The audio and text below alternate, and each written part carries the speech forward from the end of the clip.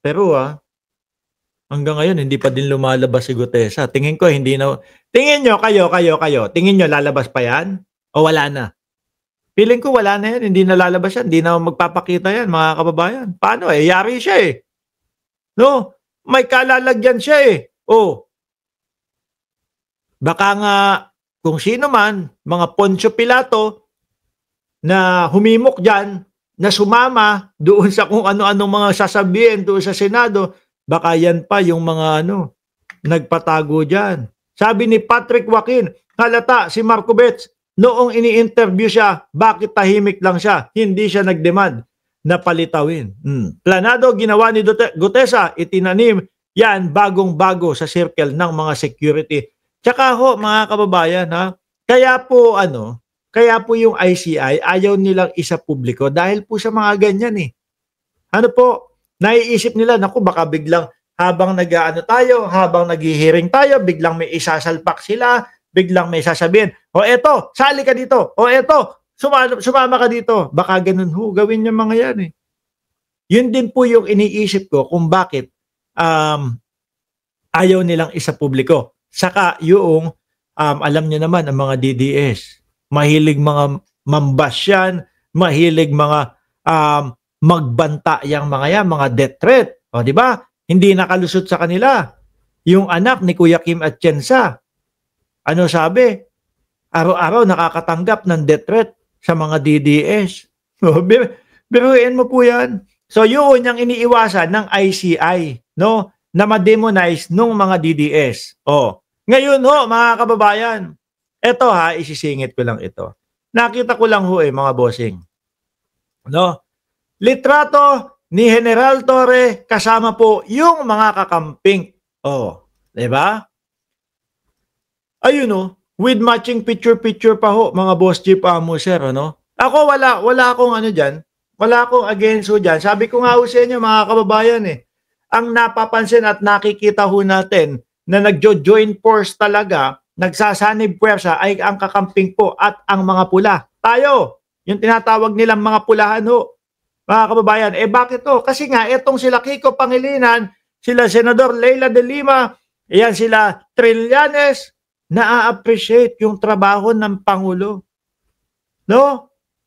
At saka siguro mga kababayan, kaya nandyan din si Torre, nagpapasalamat siguro yung mga kakamping. Hoy, ikaw ang nag-oblo. Ikaw ang nagdala doon sa eroplano, papasok ng eroplano kay dating Pangulong Duterte. Di ba?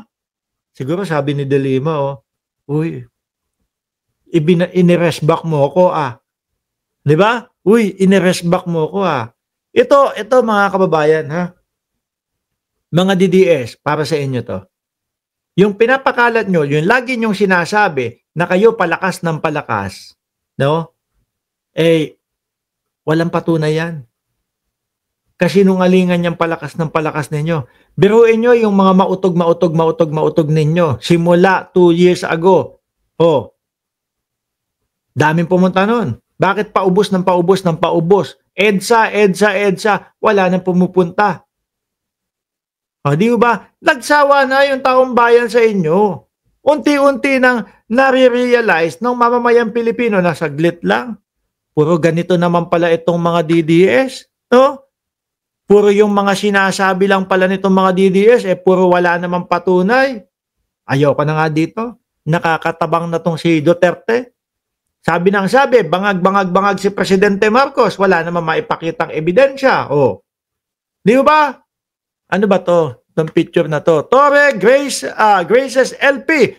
Kung walang korap, walang mahirap. Ay, totoo yan. Walang mahirap, mga kababayan. Baka nga po kung walang korap sa Pilipinas, naku po, pagkaganda-ganda ng ating bayang sinilangan. Bakit Imagine nyo na lang yung sandamukal na mga ghost project. Yung sandamukal na mga substandard project.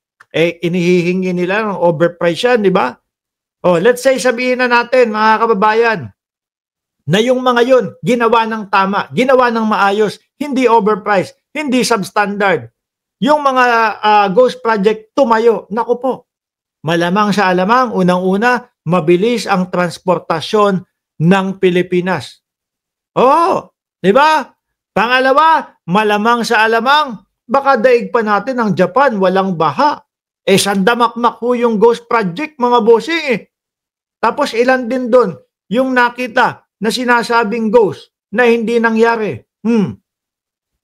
Baka nag-uumapaw po sa ganda ang ating bayan mga bossing kung walang korap sa Pilipinas. Kaso sandamakmak. Ano? Sandamakmak. Bakit 'to? Eh, yung iba talagang ninenegosyo na nila ang pagpupulitiko eh. Yung iba talagang ipipilit yung sarili. Naku, susugal ako ng ganito kalaking pera. No, manalo lang ako. Bakit? Babawi na lang ako sa mga proyekto. Ganon. Look, former Philippine National Police PNP Chief General Nicolas Torre III, second from the right, joins a groupie with a member of Liberal Party LP during the political parties Kung Walang Korap, Walang Mahirap Fellowship event in Quezon City on Friday, October 24, 2025. Taking a snapshot, joining them are mamamayan si Kiko Pangilinan, Leila de Lima, si Teddy Bagilat, former Quezon City Province Port District Erin Tanyada, sino pa? Si Butch Abad, si Kiko Pangilinan, Kiko D, ayun, ito yung sumigaw, di ba? Doon sa Senado. Yan. Wala ho akong nakikitang masama diyan kasi nga talagang ang pula at ang pink nagsasanib puwersa na.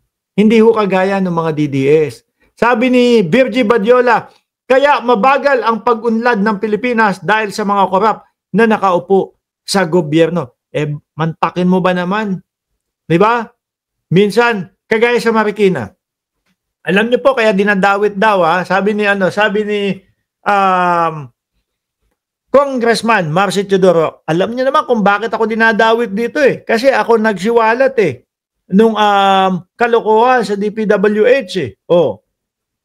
Tapos na yung proyekto nila dito sa amin, tapos pinapapondohan pa. Uulitin pa yung pondo. Di ba? Ako, mga bossing, masasabi ko ba lumaki ako? Nagbinata ako diyan sa Marikina, San Roque, Marikina City, no?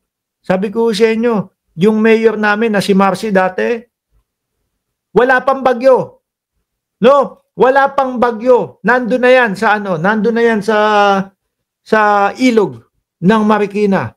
Sa Marikina River Park. Nandiyan na ho yan, di ba? Arlanzon, Lenny, nagmamatsyag na yan. Tsaka talagang sila, ang ginagawa nila is talagang gusto nilang matapos ang problema ng mga Marikenyo sa pagbaha, mga kababayan.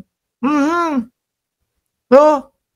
Lagi ko nakikita, kung taga Marikina kayo, nako, lagi nyo makikita si Marcy Teodoro sa inyong kalsada, mga bossing. Tapos idinadawit siya ngayon. Kung walang Joel Villanueva, sabi ni Ariel, kung walang Joel Villanueva, sobrang ganda na sana ng Bulacan. Ayokong magsalita. No, ikaw may sabi niyan, wala naman daw kakilala mga district engineer si Joel Villanueva. Sabi, di ba, Caralis Carlenga?